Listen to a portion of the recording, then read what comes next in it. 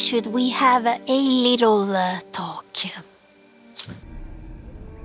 Have you noticed how something completely ridiculous can suddenly feel like the final insult? The Wi-Fi stops working. Someone sends a message containing only the words, "Can we talk?"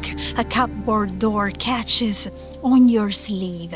The supermarket changes the location of the coffee, and suddenly you are standing in the kitchen looking like a Victorian widow who has just received the terrible news from the sea. The strange thing is, the small thing is rarely the whole thing.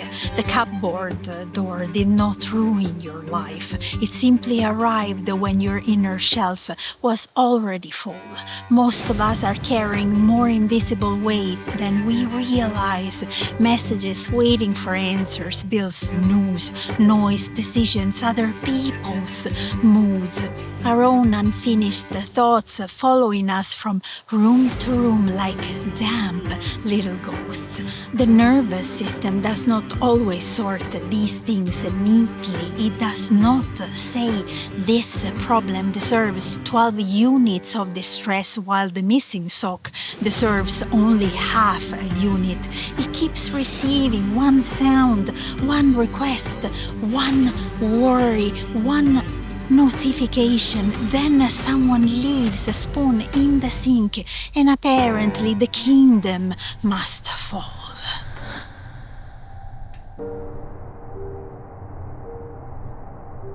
I believe many of us are living without enough empty space between experiences. We wake up and reach for the phone before the mind has put on its trousers. We absorb other people's lives before we have entered our own.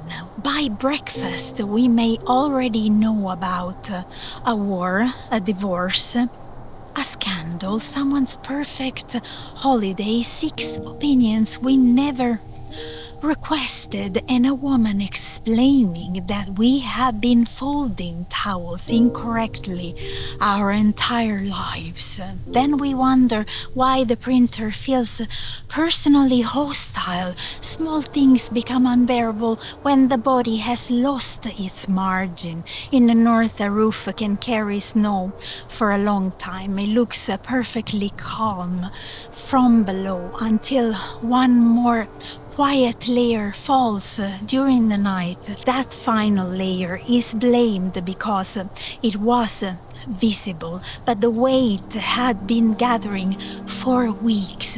I think we do the same with ourselves. We blame the final email, the noisy neighbor, the cup that breaks, the person who asks one innocent question at exactly the wrong moment. Sometimes the kindest response is to stop judging the size of the trigger and begin noticing the size of the load beneath it. Perhaps you do not need to become more patient. Perhaps you need fewer things touching your mind at once.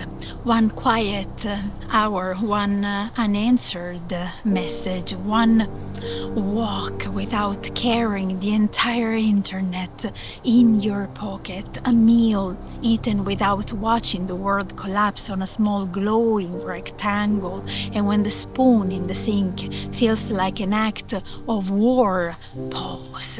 Ask yourself, what else am I carrying that this spoon has accidentally spoken for? Then deal with the real whether the spoon is probably innocent. End of transmission.